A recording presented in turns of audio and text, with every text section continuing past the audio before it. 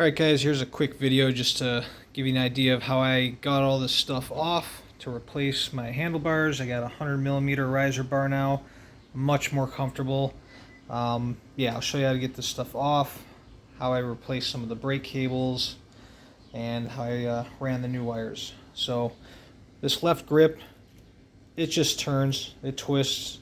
You need a little bit of strength, but I just twisted it off. That was pretty easy. This brake shifter under here, you can see this Allen key.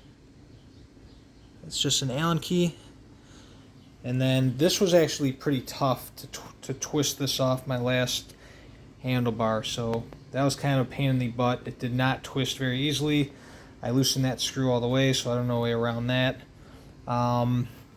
This here, the power button right under here. Sorry, it's hard to see. I can't get too close, it'll get blurry. But there's another real small Allen screw there. And then this thing just twisted off the end of the handlebar. So that's pretty much it. That's how you get all that stuff off. What you'll have to do is pull this up. This is the clamp that keeps the handlebars tightened. And slide the whole thing that way as much as you can. Or else these wires will be too tight. All these wires will be too tight. That's why I had to replace the front and rear cable lines. So in order to do that, you have to take off your casing here. There's other videos that could show how to do that, but basically there's 7 plugs. There's one there. There's one there. You got to take these rubber plugs out and then just use a screwdriver and take all the screws out, and then the whole case will open. Once you get in there, you'll have to pull on these wires to see inside the casing which ones are moving to identify them, or you could take this off. It's just like a plastic windy thing, whatever you want to call it, and then you can identify which wires are moving here.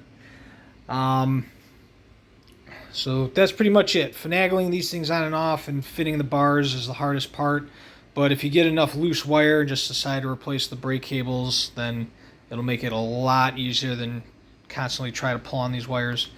So to replace the cables was actually pretty easy.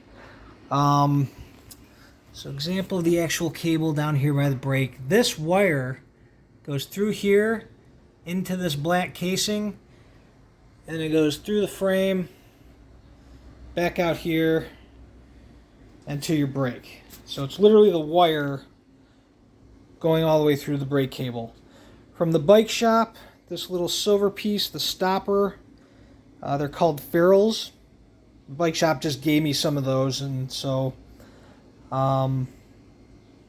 yeah, when I ran the line, I just left the cable about, that much room to fit in here, and then you slide this piece on, and then you put the ferrule on, and then just run the wire through here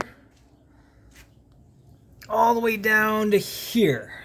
So before I cut this black casing, you have to pull some of this wire out through the other end, and then you're going to cut this casing to the size you need it. Basically I just cut it off right there, and then I put one of these little metal ferrules on, and then ran it through as it was before. The wire just goes through that screw, and you tighten it up, and that's pretty much it. I hope that made sense.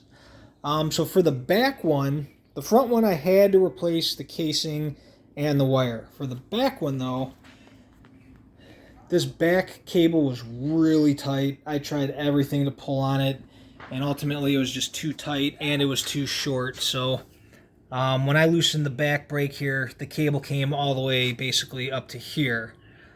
So what I had to do, I ran a new wire, but I left the casing here because it was too hard to get out, and it would be too hard to get a new one in.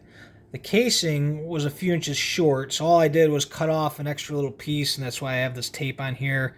This is technically one piece that I added, and then the rest of the casing goes, all the way back through the frame. So if you got any more questions after that, feel free to reach out. Thanks.